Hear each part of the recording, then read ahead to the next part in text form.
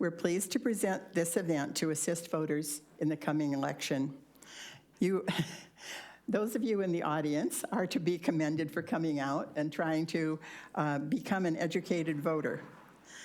The League of Women Voters is a nonprofit, nonpartisan organization that works to promote good government, citizen education, and citizen participation.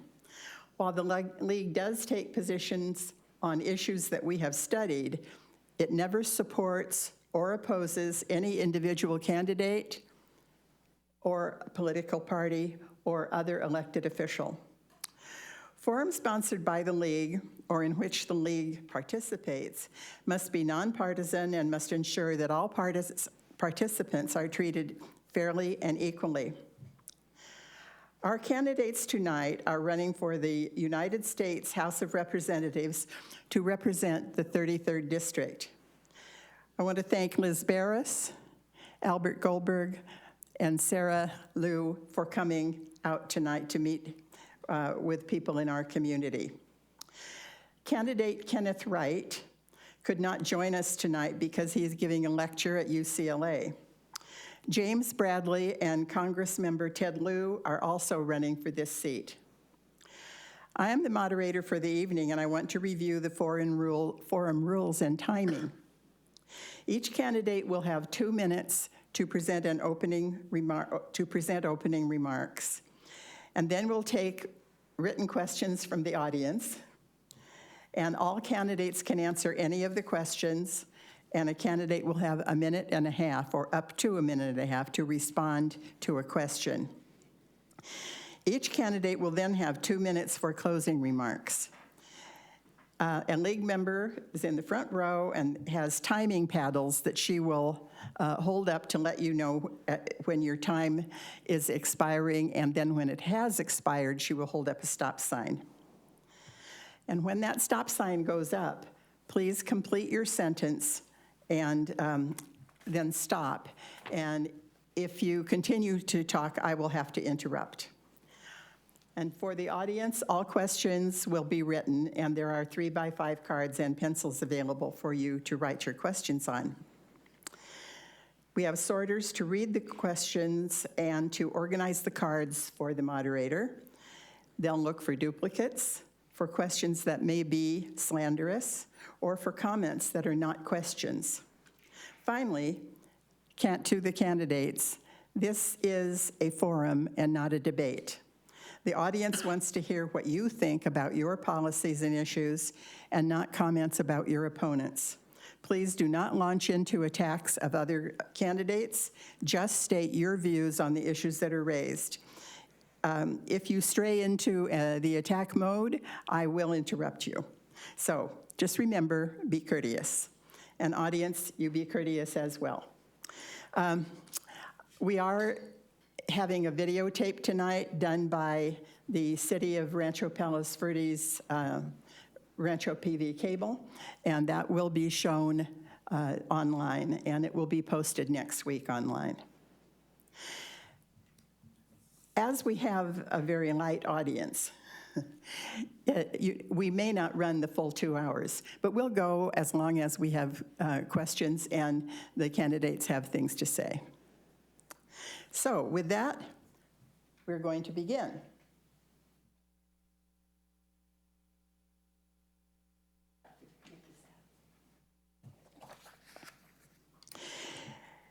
You're seated in alphabetical order, and we're going to start just alphabetical order going down the table.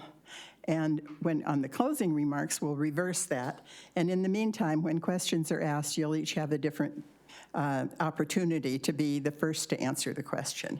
So in terms of the opening statement, 2 minutes for opening. We'll begin with Ms. Barris.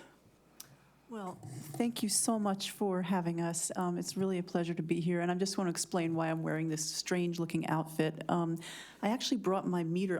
I was exposed to some cell antennas on a rooftop where I lived in Santa Monica, and this was 3G, and it gave me cancer. And this material actually blocks wireless radiation. We're up to 5G now, and the reason I'm running for Congress is because Congress is really on the take here. They're totally funded by the wireless industry. They refuse to even acknowledge that there are health effects from wireless radiation-emitting devices and infrastructure.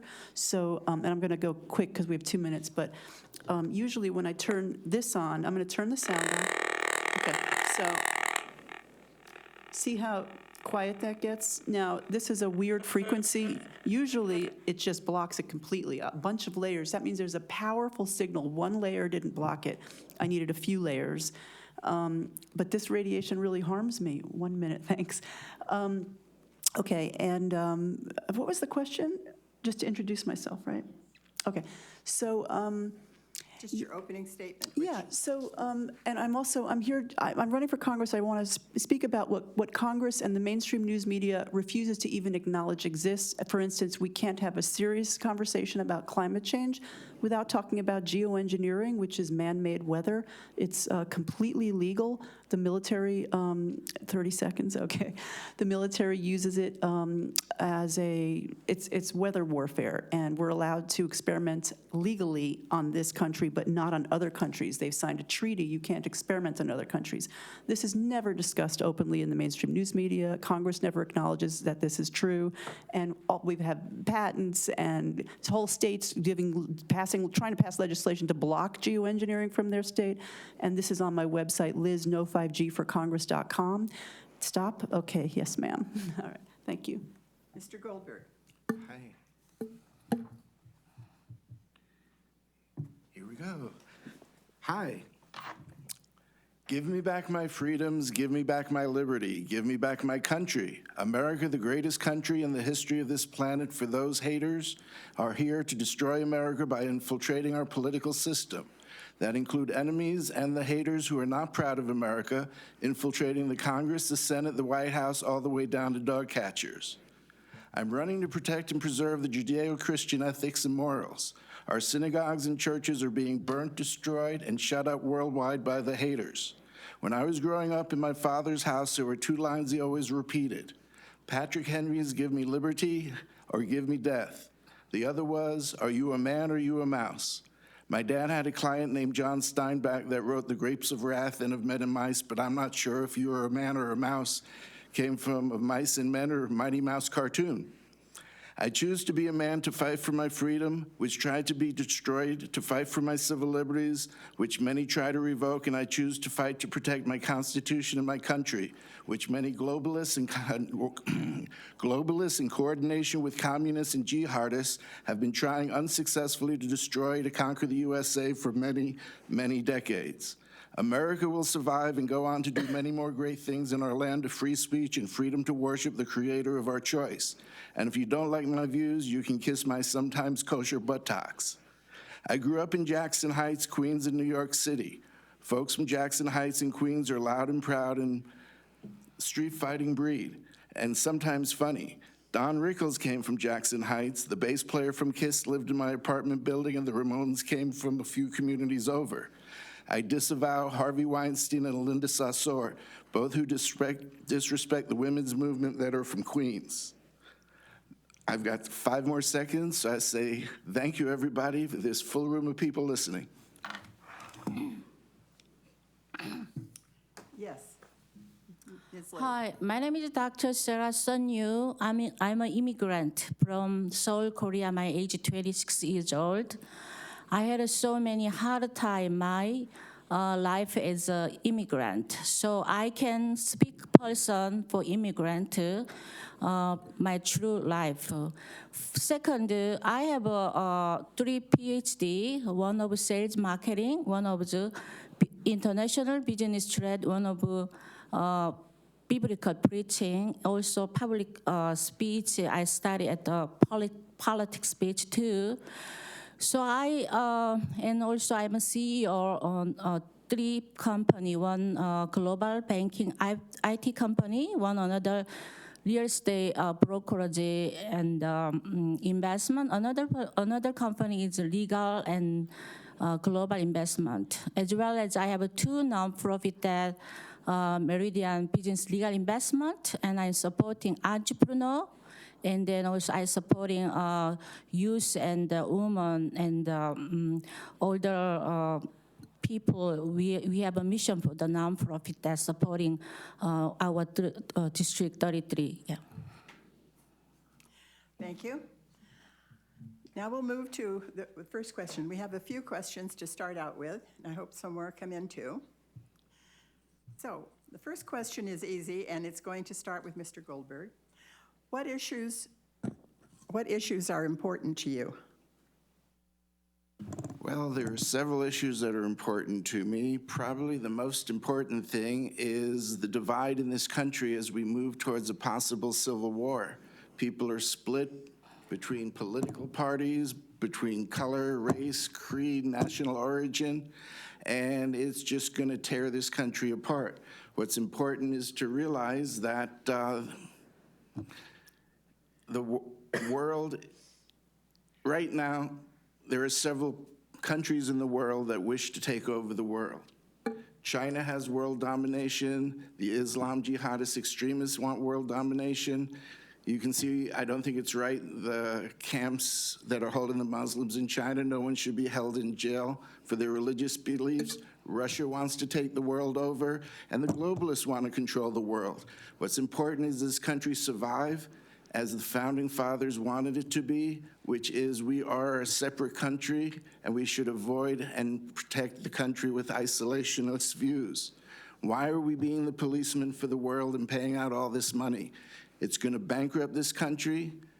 The race differences are going to hurt this country, and other things are going to hurt this country. Also important to me are banking laws, and also important to me is just trying to bring the country together by exposing the people who are against this country moving forward.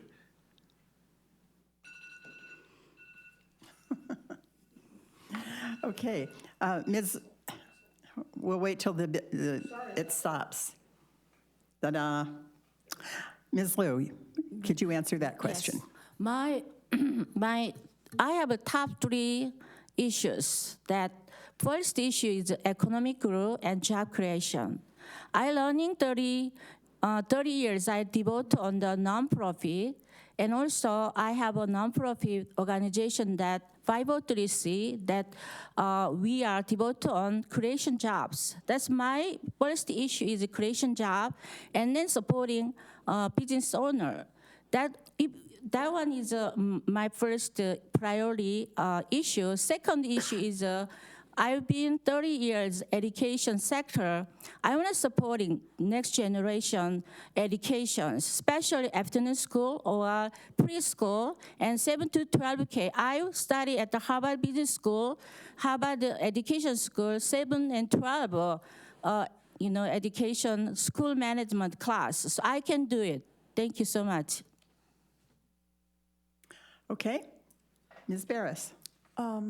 What's important to me is speaking openly about these very covered up issues that are life and death to the planet, even though people don't know that they're life and death. They don't know that the heart attack, stroke, cancer, neurological illness, headache, loss of energy.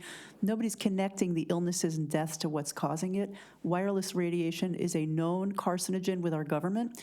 The National Toxicology Program found clear evidence of statistically significant carcinogenic effects: brain, heart, liver, pancreas, pituitary and adrenal gland, and prostate.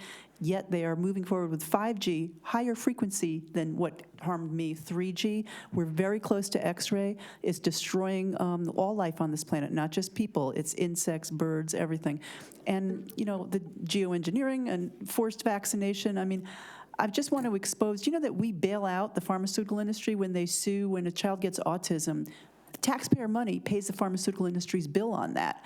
When there's no liability for these corporations and industries to even, is that it? Oh, to even pay their when they get sued. The wireless industry right now is going to Congress to get a bailout from all their lawsuits on health effects. They have at least $500 billion on the books right now that they're liable for. They have no reinsurance. And this is a huge issue. And how are they going to make their products safer if they're not held accountable? All industries have that issue. If we keep paying their bill when they get sued, they'll never change their behavior. And so, okay, I'm done. I had more to say, but I won't. Perhaps it'll come up in another question, too. Okay, we'll move to question number 2. What do you plan to do about climate change? And this one, we're going to start with Ms. Liu. Yes, climate change is effective not only agricultural industry. The climate change is changes, our weather, and that the climate change is that not my main issue. But anyway, the climate change is a very, now is a very important issue to all of the people. To my policy to climate change, that I wanted to. This is, I think this is a kind of God's work. So, but we have the more scientists and more study for that, how we can solve that problem. Then we can, finding the problem first, and then we have bring the solution needed that the group scientists, also the outside the field, the people that who are effective that climate change, then we can communication with them what really they have the problem, and then we the finding is very important that region, but still we don't have that finding that problem where is that, so we don't have a solution. We did many try this way and that way, but still we don't have solution. But if I become Congress, I wanted to the main this climate change, I was gonna to devote on that. Thank you. Ms. Barris. Well, the first thing I would do would be open the conversation about geoengineering. That creates all the weather events that people are thinking is just the Earth reacting to too much carbon, too many carbon emissions. Of course, we have a huge problem with car exhaust, and I would absolutely address that. Stop the drilling, make everything electric as opposed to, and then shield from the electric, because that'll harm people in the car. But geoengineering is, man-made manipulated weather. These weather events are absolutely man-made. They put the particulate in the air. Right now they're doing plasma. They used to do planes flying overhead, but people called their congressmen, so they stopped that. So now it's plasma, but they direct it with microwaves. They shoot the microwaves into the ionosphere. And with this particulate, they actually can direct the weather. It's weather warfare. We are the experiment. And who knows if it's on purpose or accidental, but it's a huge problem. Congress will not openly speak about it. The mainstream news media will never address this. And that is what I would do if I was elected to Congress. I would absolutely make sure everybody knows what's going on with that. I would blow the whistle on it. NOAA, they've all signed non-disclosures. They're not allowed to talk at NOAA. They're not allowed to speak about this issue. They lose their job. They probably go to jail if they were to speak about it. It's a serious problem. Mr. Goldberg. Okay, back in 1996, I started a nonprofit that one day I'm going to get off the ground called Greenhouse Recycling. That was 24 years ago. Climate change is very important, but you have to look at microclimate environments and the larger picture of the nation or the state. California has a cloud over it that you can see from a satellite from the pollution. But if you go to cities like New York, San Francisco, Los Angeles, Dallas, Chicago, St. Louis, all these big cities, say the 10, 15 biggest cities in the country, you have too many people living in too small a space with too many cars. And as a result of that and the traffic and congestion, the fumes are worse. If you live out in the country, it's a whole nother thing. So within all of the cities, there's a huge cry for climate change legislation, but it's confusing because when I graduated high school, a year later, I understand Newsweek ran an article that the biggest threat to the planet was climate freezing. So I don't know what it is, but it's just not good what's going on with the environment, with the air quality, and stuff has to be done. There are trees which take carbon monoxide out. There are seeds which clean water in rivers. There is all types of cutting-edge technology that's in research and development that is just coming down the road. It looks like I'm out of time. Thank you. The next question is, do you have a plan to help immigration? And that will begin with Mr. Goldberg. Isn't that right? No, with Ms. Barris. Okay. So immigration. Yeah, well, the first thing, I think I would set all the families and children free, okay? Get them out of immigration jail. I would reverse all the policies the Trump administration has put on these poor immigrants. I would welcome them with open arms. We're all immigrants. Every single person in the United States comes from immigrant lineage. And I would probably make reparations to the families that have been harmed by the Trump administration's irresponsible and, quite frankly, in my opinion, really disgusting policies on immigration. The way that these people are treated, it's worse than we treat animals sometimes. I mean, so I would reverse everything, and I would welcome immigrants with open arms and probably try to make up for what the Trump administration has done. I would maybe overextend our immigration policy, but of course have, checks at the border and of course be not stupid about it. I mean, we do have to make sure we don't have terrorists coming here, but that's what I would do. I would try to make reparations for all the damage we have done to these immigrants and their families, and I would, demolish these immigrant prisons that Trump administration has set up, or, find some other use for them. Thank you. Mr. Goldberg. The immigration laws are pretty much a mess. My mother was an immigrant. She came from Nazi Germany. She was born there in 1930. From 33 to 1940, they lived in Amsterdam and had a factory where they smuggled, as a safe house, an underground railroad of Jews escaping from Europe all over the world. But they came here through Ellis Island. There are laws that need to be followed, and if we took all the immigrants in the world and we had open borders, it would bankrupt this country. There's only so much money. The Soviet Union was bankrupted because of the arms race.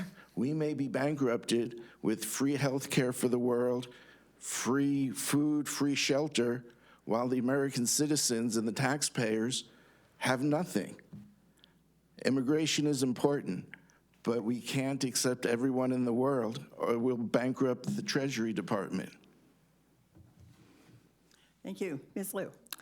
Yes, my immigrant policy is that I am the immigrant first generations. I had my own self from I came to United States as a minister, and then up to today, American is to me is a dream come true.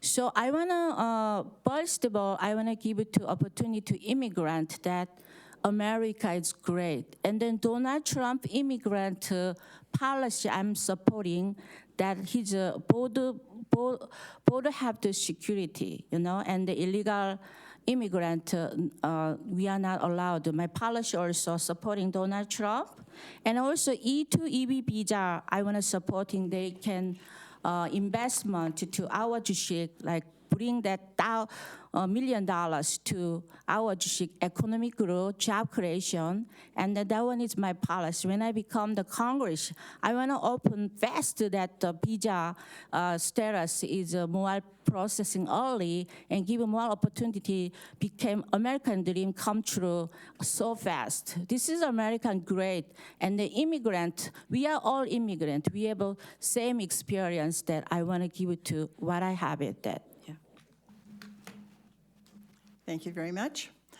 And our next question has to do with health care. The question says, what would you replace the Affordable Care Act with? And if you aren't thinking about replacing, you can talk about your view relating to the Affordable Care Act. Okay, thank you. And we're going to start with Mr. Goldberg. Okay, the government taking over health care. I have a relative that works at the Veterans Administration. That place is a mess. The soldiers were dying. They weren't being taken care of. I was collecting pens, and she was taking them to work to give out to the workers because they didn't have money to buy pens to give to the nurses and doctors. I believe in less government and less taxes. People of California, you go down to the gas station, you pay $3.50 a gallon. You go to Arizona, you pay $2.25. The state of California and the federal government has taxed people out of existence, so they don't have any discretionary money to spend. Families are wiped out because the government's gotten too big and the taxes have gotten too great. We can't afford to tax this country into oblivion. Thank you. Ms. Liu? Yes, my health plan, that Affordable Care Act, that I want to give a more option to health insured beneficiary. So we have only few options they have it. So I want to give more option to insurance company between beneficiary. Second of all, many patient, they didn't know even price, that how much they pay. I think when I become the Congress, I wanted to, every hospital, they need to disclose, open the price before the patient to get the treatment. Third, veterans. Veteran only can go to the veteran center. I want to allow they go to the private, hospital they choose, because they're living so far from veteran center. So I want to do three things that. Thank you. Ms. Barris? I like this question. I do agree with Medicare for all, but I definitely think people should have the option to keep their very expensive health insurance plan that they currently have if they wish to. But I do believe in Medicare for all. I also would make sure that holistic care, organic care, natural cures was covered by health insurance. I would also make sure that education about what, prevention, a disclosure about what can cause cancer, what can cause autism, genetic damage, all of these things. I would make that probably a part of the health insurance policy, where that would be something that everybody would be apprised of. What are these carcinogens that we're being exposed to that causes all this illness and disease and death? What is going to cause a stroke or a heart attack? I would make that common knowledge. Yeah, I don't think anybody who's dying should have to go to their grave because they don't have enough money to pay for it. I believe it is a human right. And, we spend so much money on the military, and we're giving billionaires billions of dollars of tax cuts. If we just took some of that and put it towards Medicare for all, I do believe it's a human right. And we are the wealthiest country. I guess China might be beating us now with that, but one of the wealthiest countries in the world that doesn't have that. And it's really shameful. Okay. The next question, we're going to turn to money. What issues should be in the budget, the federal budget? That is, what should our taxes pay for? And for this question, we're going to begin with Ms. Liu. So American citizen, we always pay the tax. The federal money should be using right place. So this is like political leadership. So current political leader, they are very good. And then also Donald Trump, the president, deducted a lot of tax for the business owners. I supporting Donald Trump tax reform, that policy, and also the business owner had many benefits for that Donald Trump did tax cuts. So I want to support that. Yeah. Thank you. And that next goes to Ms. Barris. I think that. Can you repeat the question, please? Yes. Don't start me yet. Don't start timing. What issues should be part of the federal budget? That is, what should our taxes pay for? Okay, so I think that our taxes should go for public service. Our teachers need raises. We need incentives to get really bright teachers in schools. Our policemen, firemen, anybody in public sector needs to really be taken care of well. And our veterans need to be cherished, worshipped, cherished, just treated like gems. I would fund the VA so much more than it is right now. I would make sure we have top quality care for all veterans. And education, our tax money should go where it's needed most. In lower income communities, maybe invest in education and more housing. I think education is really a key to everything. And yeah, and also healthier food when people have food stamps. Education about what's going to make you healthy, what's going to make you sick, what's going to make you money. We don't teach children about the stock market, investing in real estate. We don't teach any of that in school. These are, or how to be a doctor, a lawyer, anything. I just think that I would branch out into more specialized areas, I guess, in middle. I mean, I'm just going off the top of my head here. I guess in middle school and high school and stuff, better preparation. Okay. Mr. Goldberg. Our taxes should be used in many ways. They should be used to help people start businesses, because the Treasury Department and the deficit, which is obscene at this point, trillions of dollars, gets its income from small businesses, medium and large-sized businesses. And all the people living off the government, cradle to grave, they're taking money out of the Treasury, causing more taxes. Money should be used to break the cycle of poverty. Like, for instance, if a person at the age of 20 lives to be the age of 80, for 60 years, they're getting HUD money to pay their rent. If the government were to go and build affordable housing on a 30-year mortgage and have those HUD payments go towards that 30-year mortgage after 30 years instead of 60 years of being on payments to pay people's rent, they would own the property, and that would create a cycle of wealth and break the dependency of the welfare state. Our money should be used to help build the roads and the cities and to reduce the overcrowding in the cities. If we took 10 of the largest cities and tried to move 10 to 20% out into federal lands and build communities with affordable housing and gave these people the properties after 30 years of payments, it would be much better than paying for their rent for 60, 70 years. Thank you very much. Next question's along the same line. Congress holds the purse strings. How would you balance the budget? And for that, we're going to begin with Ms. Liu. With Ms. Barris. Congress holds the purse strings. I would have to look at the budget first to see how I would balance it. I have not looked at the budget, so I would have to do that. Mm-hmm. And of course, I would actually. I like the idea that Elizabeth Warren has of a 2-cent tax for billionaires. I love that idea. We could generate a lot of money like that. I would roll back those tax cuts that President Trump gave to the wealthiest corporations in the world, in the United States, rather. And balance the budget. I guess we spend most of our money on military. I do think a strong defense is vital. I think we'd just be, sticking our head in the sand if we thought otherwise.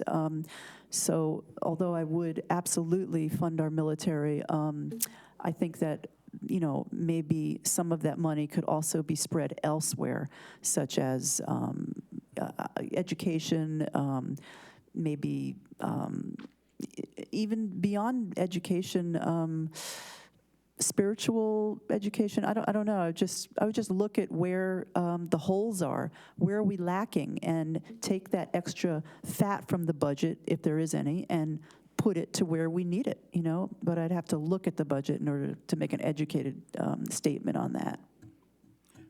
Mr. Goldberg. The purse strings and balancing the budget of Congress, huh? That's like juggling a dozen eggs. But it has been done. I can't give Bill Clinton credit for Monica Lewinsky, but I can give him credit for balancing the budget annually, not the total budget. He did this by reducing government spending and increasing taxes. I'm not really into increasing taxes because the common working folks are taxed to the max.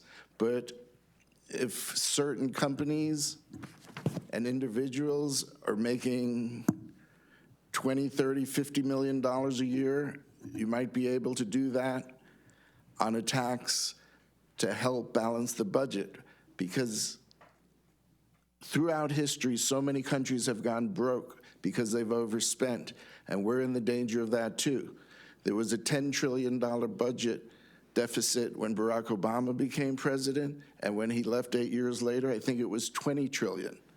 He spent $10 trillion in 8 years, more than all the previous presidencies combined. That has to be reversed.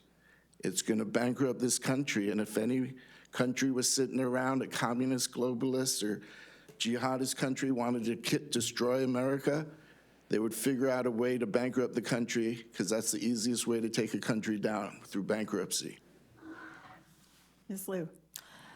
Yeah, the balance, the balanced budget is very important. Not only federal budgets, small business or even house, they have a budget balance is very important too. So if I become Congress, that we have the spending, the not only one part, like example, homeless problem is very serious. We spend a lot of money to homeless, but still the homeless problem is not solved.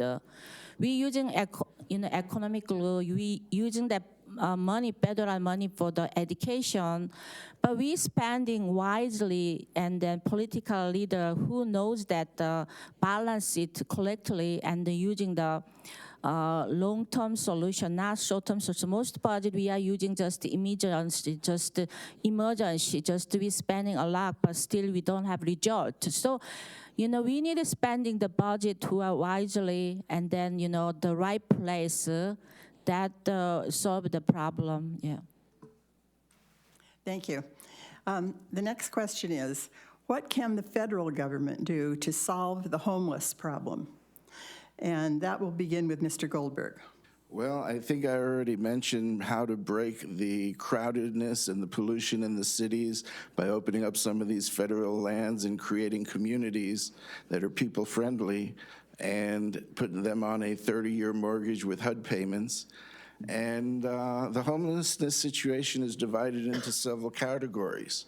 A lot of people lost their houses because of the crazy loan crisis, where companies like Countrywide and other banks made these doomed-to-fail loans and then packaged them into these securitized packages sold on Wall Street, given phony A+ ratings, and several loans were sold in several packages, and it took down the world economy, Lehman Brothers and the 5 banking houses of Wall Street. So there's the people that lost their houses because of the crisis of the foreclosures. Then there are people that want to be homeless because they just can't quite deal in society because of their mental capacities are telling them they don't want to live in a house. And then there are people that are homeless because they just had a bit of bad luck. Maybe they lost their job, or they got sick, and people live from paycheck to paycheck, and this is what happens. So you have to solve the homeless crisis by realizing some people need medical help, some people are short-term down on their luck, and some people are long-term down on their luck. It's all right.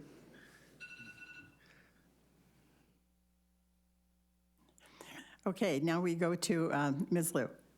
Yes, homeless problem is, I went to the Santa Monica and the Venice Beach. I stayed there 5 hours. I spoke to the homeless people that all the problem is different.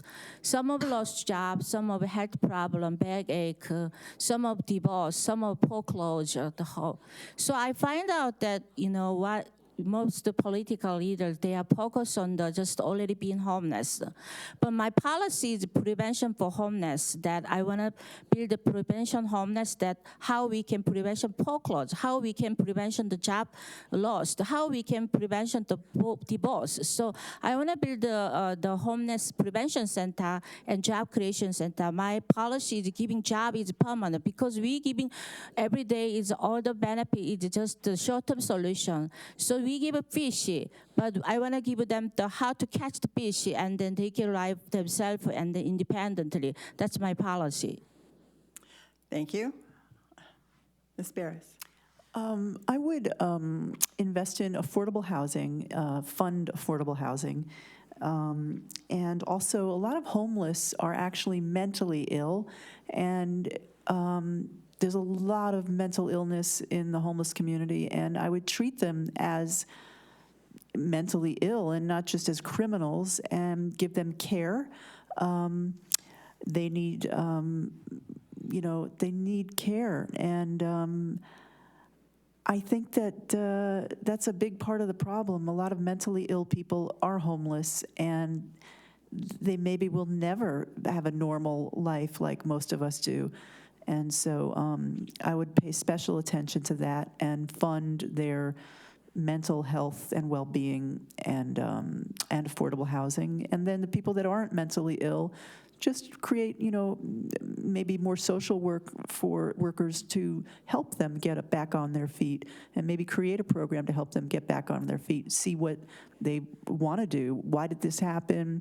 What can we do to help? And take it from there, and be caring about it and not so heartless. Okay. The next question relates to firearms. And it will begin the responses with Ms. Liu, and it is, what controls, if any, would you put on firearms? The firearms that control that through, can I know what kind of place to firearms that you mean is a public place or?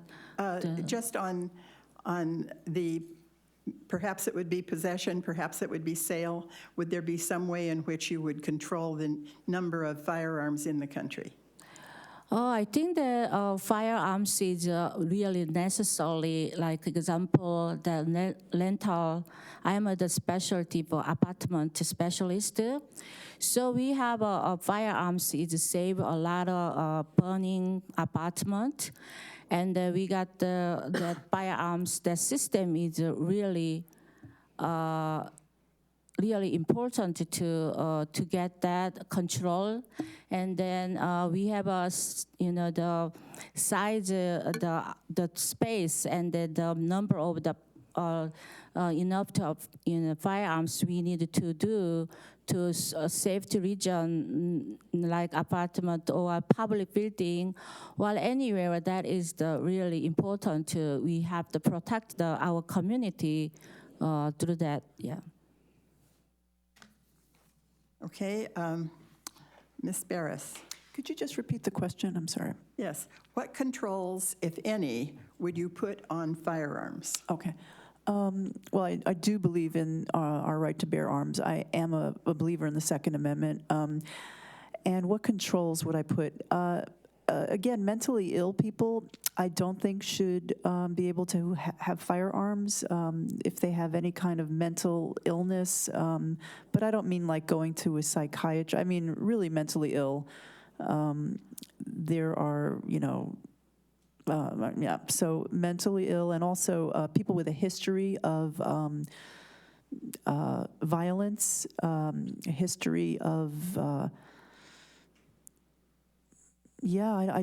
don't know that they should be able to own firearms if they have a history of maybe felony and violence and that kind of thing.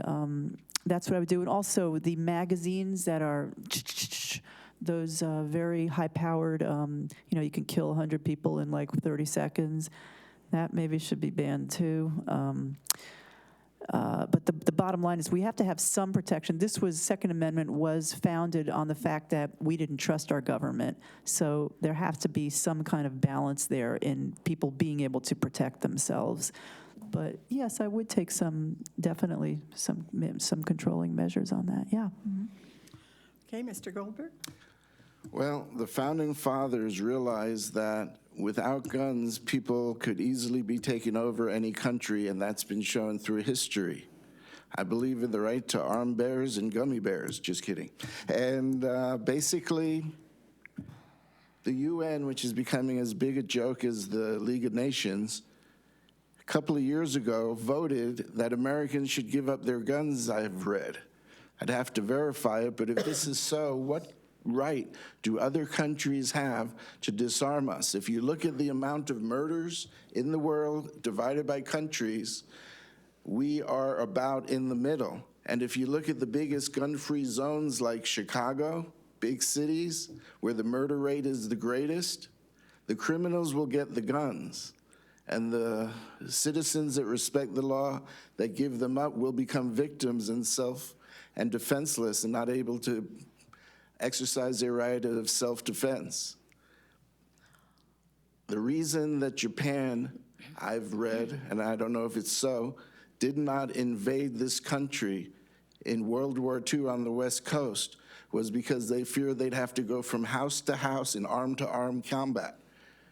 People having guns will prevent other people from other countries trying to invade us. Thank you. Okay, the next question. And this one, we're going to begin with Ms. Barris. What would you do to control drug price inflation? Well, that's a great question. I would cap it. As I was saying before, I don't believe that people that are on their deathbed or really need some life-saving medicine should just be price gouged. There's so many examples of that happening, and I guess I'd put a cap on it, yeah. Well, that's the simple answer. Okay, Mr. Goldberg.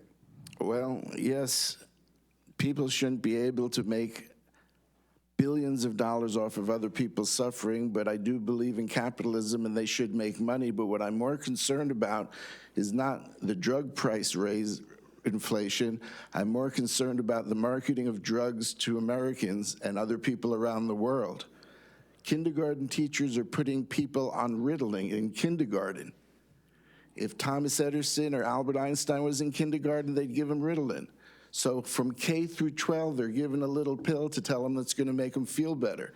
And they wonder why there's an opioid epidemic or why there's a fentanyl or there's a heroin epidemic. Because from kindergarten, at the age of 5, they're putting school children on heavy drugs. And their parents and teachers are saying, do this drug, it'll make you feel good. And we've created a culture of drug-dependent people, generations of them. Okay. Oh, Ms. Liu. I'm sorry, I was confused with previous question that I thought of bio-alarm. I'm sorry, that's why I was answer that, but I apologize that, okay? Okay, can you repeat one more time the question? Yes. What would you do to,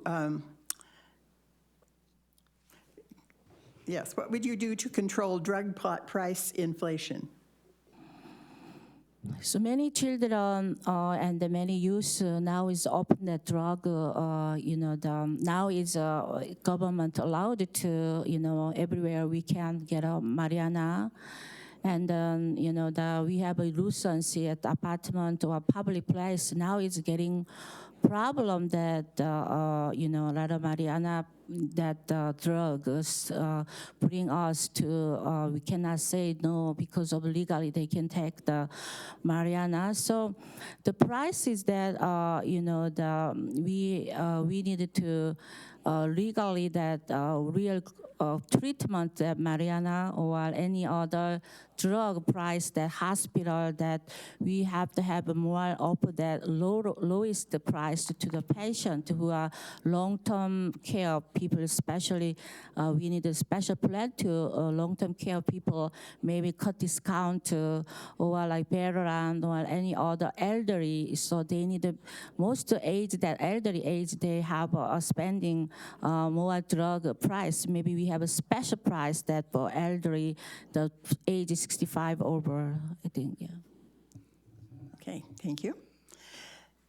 Now, the next question, we begin with Mr. Goldberg. What would you do to make DC or the federal government more functional?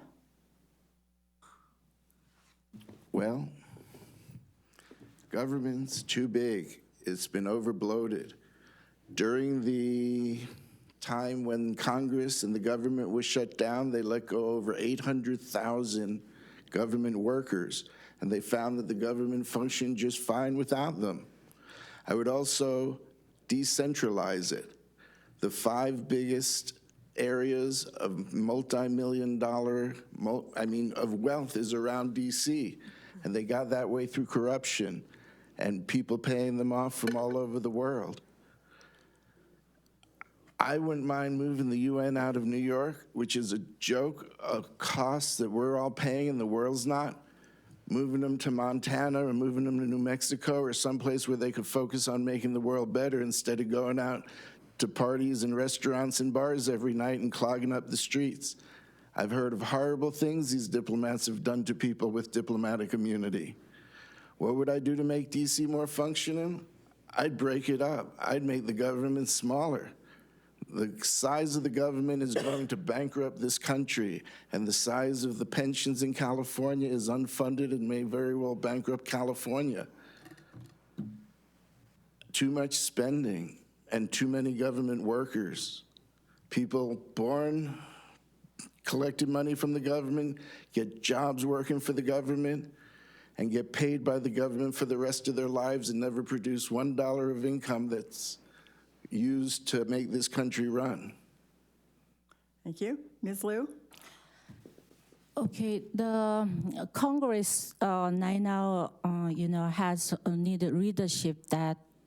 So there is many members is lawyer and some of business owner. We need like a multi-diversity functional leader. We need, like example me, I've been entrepreneur, educator, and then pastors, and then I've been also medical field. I understand older real life that all the real life that torture. So not only does the high class level, we have to be more like Congress working, someone who need to know low class and middle class and then higher class, all the people that understand and then be speaker person for other people. But some of the people they are working Congress, they're only working for special group, special benefit for their re-election, but we needed to work for the real the leadership show to lead real poor people, and we need to care for real place to Congress power and Congress leadership. Yeah. Okay, Ms. Verdes. I would, a lot of the chaos that we're witnessing right now with the Trump administration is actually due to corruption. I would cap. I would put a cap on how much you can spend. I would have publicly funded elections. Okay, I would make it illegal to have campaign contributions. Just ban it. Done. And let's see what happens now. Yeah. So illegal for campaign contributions, publicly funded elections, and I think a lot of the problems would just take care of themselves naturally if we were to do that. And since I have a little more time. Yeah, that's basically it. And the publicly funded elections would be capped at a certain amount. Everybody would be equal. And I think that would take care of a lot of the chaos in Washington, actually. All of it, probably. If you can't, pay people off, then, you're going to have fairness and justice. What about self-funding like Bloomberg? I'm sorry, we don't take verbal questions from the audience. You have to write your question out, and we will submit it. Okay, do you have a piece of paper? Yes. Thank you.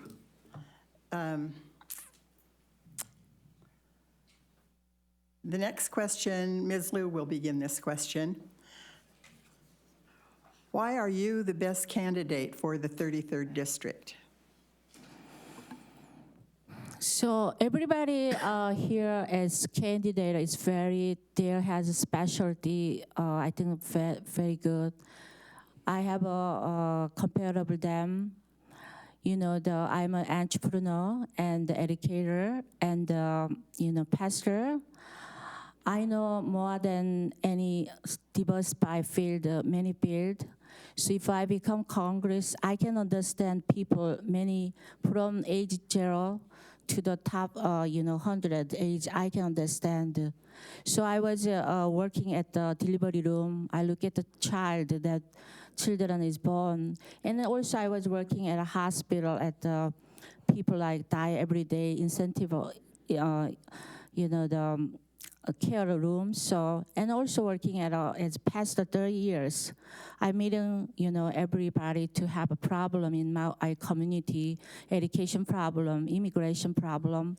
So I think that I can understand them. I can be speaker person for them as also owner of the nonprofit organization. I'm eager to helping people. Yeah. Okay, Ms. Barris? I think I'd be best for the 33rd District because I can't be bought off. Nobody can pay me money and have me ignore an issue that is life and death to their constituents. I'm not going to name names, but that is a problem. And I also would listen.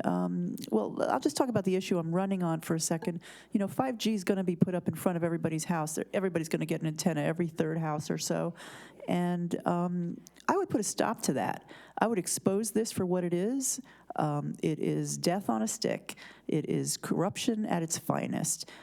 It's a military infrastructure. What is it doing in our homes and neighborhoods? What else? Everything that I'm running on, basically I would have an open ear to my constituents. I can't be bought off. And we deal whatever, I know there's problems other than what I'm running on. So I would want to know what everybody wanted to talk about and fix. And I would actually make every effort to do so. And I can't stress enough that I can't be bought off, and that is probably the biggest problem, in my opinion, that we face right now in the 33rd District. Mr. Goldberg? Why am I the best candidate for the 33rd District? Right. Why is the sky blue? No, I believe I'd be the best candidate because I've been through a lot, and I believe and have fought for equality for all people. I fought for our freedoms. I fought for justice, and I also fought for not only protecting our freedoms, but our liberties, which so many people from so many countries wish to take away. We lost so many of our freedoms, liberties, and rights after 9/11 with John Ashcroft, just totally shredding the Constitution, and people after him just kept shredding it.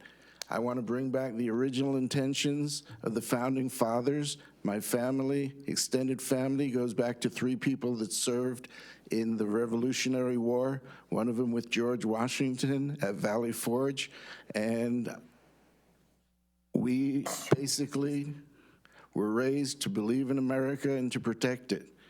And there's too many people that have infiltrated Congress and the Senate who are bought and owned by foreign powers that are trying to destroy our freedoms for their own profit and for their own power, which needs to be exposed. Okay. Thank you all. And now we're going to move to another question, you've finished your question. Anyway. What can be done about the state and local tax deduction limit? And what would you replace the revenue with if it were repealed? It's kind of a complicated question. Would you like me to read it again? Okay. What can be done about the state and local tax deduction limit? And what would you replace the revenue with if it were repealed?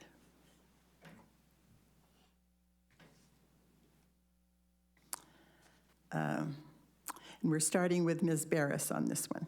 Okay, that is a tough one because I haven't done my taxes yet, so I wasn't too aware of this. But if there has been, basically you're saying that the bottom line with your question is that there's a problem with well, right off the bat, I would go back to my backing of Elizabeth Warren's 2-cent tax with billionaires. That could make up for a lot of anything. Oh, you're saying there's a reduction of taxes. That's what you were saying in that question? There's Yes. Okay. The limit has been reduced. the limit. The deduction limit. Oh, what you can deduct. Yes. Oh, that's not good. I wasn't even aware of that. I haven't done my taxes yet. So that I don't like. And I would repeal that, and I would also start taxing these billionaires, these people that don't pay the taxes. I think Amazon is one of them. I mean, there's so much money out there, and I would do the opposite of what Trump is doing. Instead of give them more tax breaks, I would tax them more, and I don't want to hurt them and make them leave the country, but I would do it in such a way that we would get money from these multi-billionaires that can really spare it. And I would reverse those deductions. I would make it so that we have deductions. Okay, Mr. Goldberg. That's a trick question, isn't it? I don't know. Yeah, let me tell you why. What would I do about state and local tax if I was in Congress? Congress just deals with the federal tax. But let's talk about the government. That is, the deduction, But let's the talk- deduction limit is on your federal taxes. Okay, but let's talk about what it costs to run governments. Let's talk about what it costs to run the 58 counties and all the cities in California and all the counties and cities across the country. What I would do is I would push for a bill which would go ahead and create a computer program where all of the cities and counties and municipalities have to feed in their budget. And you could create logarithms to see where people are stealing from the budget. So what would I do to replace it? I would basically have every city, county, and state budget analyzed, and if the average is 5% for this and they're spending 25%, or it's 10% for that and they're spending 15%, you know that somebody's sticking their hand in the till and putting money in their pocket. That's what I would replace it with, a complete audit of every single city and county with the computers that we have and the knowledge we have how to use them to catch the people that are stealing this money from the Treasury Department and the citizens. Ms. Liu. Yes, the tax deduction that we every years we pay tax. So we supposed to be expecting more deducted children care, any other like education, and then business, all over the place that we looking for the more deduction, but this is the middle class people, they are looking for more deduction, where they're, so I want to offer that the deduction for the public, the school parents, that they want to maybe they offer the $3,000 the children education deduction, 7 to 12K parents. Maybe I want to work for that, deduction. And I think in business, the best president, Donald Trump, I think he did a lot of, low taxed business owners. I think that is very good. And then personal deduction, I work more, we needed more deduction, because of we have paid public tax, we have a right, American citizens have a right to get a, deduction from the tax, yeah. Okay. The next question goes back to one of our previous discussions, and it is, public financing of elections may stop bribes, but what about candidates self-financing their own campaigns? Should this be banned? And this one starts with Mr. Goldberg. Well, it'd be nice if there was a cap on congressional races. Like, people are spending $10, $20 million and up on a congressional race. If you take that type of money, it's easy to be bought. If they cap the congressional races at $1 million, maybe the Senate races at $10 million, and take away all dark money. Nobody from overseas and from special interest groups, everyone that makes a contribution should be accountable. And if a person has the money, they have the right to spend it. It's a free country. I think it's bad, but it's the right, if you make that money, you can spend it. But I'm also more concerned about election fraud. I was a poll watcher in 2 different elections, and I've seen people walk off with precincts full of ballots, driving in the wrong direction here, listening to high-speed chases. How do you find 3 million votes in a warehouse? You drive them in the other direction of the registrar's office. There's 1.3 million voters in California that are beyond the age to vote, yet they vote. And I think LA County was 102% registration of voters. There's more voters in LA County than there's supposed to be. So election money and election fraud is a real issue. Okay, Ms. Liu.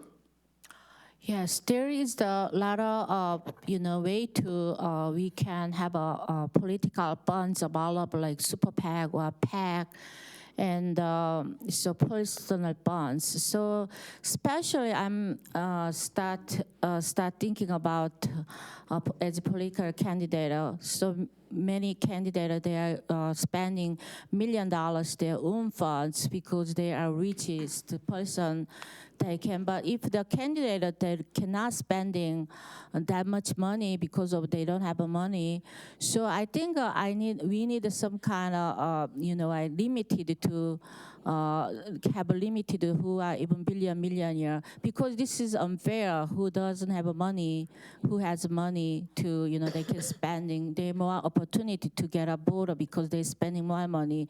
And then I am just why don't we $1 million spending that money? Why don't we support homeless? And why don't we supporting for the issues? That's the we are not allowed the foreign funds. Surely not allowed that. So my opinion, it depends. Also, I want to allow it depends passion, because the candidate really he want to solve solve a problem of the issue. They can spend as much as money because of true politic reason. They want to supporting community. I want to allow as much as Thank you. Ms. Verdes. I would cap the amount of money that people can spend on elections, and I would have publicly funded elections. Okay. Yeah. That was our last question. And so we're going to move to your closing statements now. And you have 2 minutes for your closing statement. And it will begin with Ms. Liu. Thank you so much inviting me here at the Women's Voters. The organization is a long history, and then supporting for the decision for the right voters. So thank you for giving me opportunity. I'm the Republican candidate. I'm supporting Donald Trump policy. I'm very big supporter of Donald Trump. And then I wanna really solve this community problem issues. And then if I become Congress, I have experience as educator, as an entrepreneur, as a pastor. My all the real life experience, I want to devote to working hard at the Congress for your right and the better future of your generation and or next generation, the education, economic growth, and then also I wanted to solve a homeless problem, as well as elderly affordable housing, and also I want to solve the international trade and the immigrants, all the issues. I want to solve that problem. Please give it a chance. Thank you so much. Thank you.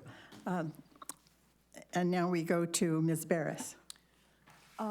Thank you for having us. And in closing, I am not funded as some of these other congressional candidates. So if you liked what I said, please tell everybody you know to vote for me. And I will fight like my life depends on it, because it does. My life depends on something being done about these issues that we discussed earlier this evening. And I will see to it that you don't get an antenna in front of your home. I will see to it that this is absolutely disclosed to the public, what's going on with this radiation, the radiation of the United States and the planet. And I would absolutely work to get the word out there on geoengineering. This is taxpayer money that these agencies are signing these gag orders with. They're not allowed to talk about geoengineering. I mean, I would absolutely disclose all of this, and I'm sure the mainstream media would not want to cover me, but that wouldn't matter. The independent media would, and I would continue to get the word out. So, yeah, and please vote for me, because I'd also have an open ear to the community, and I would not ever be, turn my back on these life and death issues because I was bought off. That just wouldn't be possible with me. Thank you. Mr. Goldberg. Okay, I just want to go back to two things. On the election fraud thing, what I recommend is people, preferably on motorcycles, because there was a middle-aged woman in a car, follow the people, the precinct poll chiefs, captains, once they put the votes in their trunk, to make sure they get to the voters' register's office. When you steal entire precinct votes, thousands of votes, all the poll watching in the world doesn't matter. And on the homelessness in California, the governor says, come on, we'll give you free health care, we'll give you free everything. So if you Google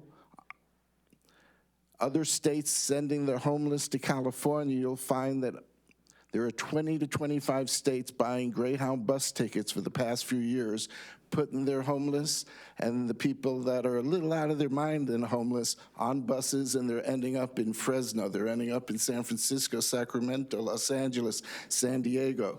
So the homelessness have been dumped in California. Where I grew up in Queens in New York City, my father was the lawyer for the Democratic Club of Queens. He ran and wrote TV and radio spots for Robert Kennedy's Senate campaign. He was the top two people. He wrote and speeches and TV and radio spots in the theme song for Abraham Beame, the first practicing Jewish mayor of New York, and Congressman Benjamin Rosenthal, who ran his 1962 congressional race out of apartment. When someone wrote or called their congressman, my mom would pick up the phone and open the letters. The whole political system has gone out of whack. We grew up in a Kennedy's Camelot-style household, but the dream of Camelot has been turned into Corrupt-a-Lot. Sir Lancelot has been turned into Sir Lies-a-Lot, and the Knights of the Round Table have become replaced by police who are told to stand down and not fight crime. The country's going to heck. Thank you. That concludes our forum this evening. I want to thank the candidates for sharing your views with us. Thank the audience members who came for coming out. And thank the RPV, that is Rancho Palos Verdes Cable, for taping tonight's forum. Also, for good election information, you can go online to votersedge.org, and we have some bookmarks outside. Did we put some outside for you to pick up if you'd like to, and it'll have a lot of voting information on it, including information about finances of campaigns. So please remember to vote on March 3rd. Good night.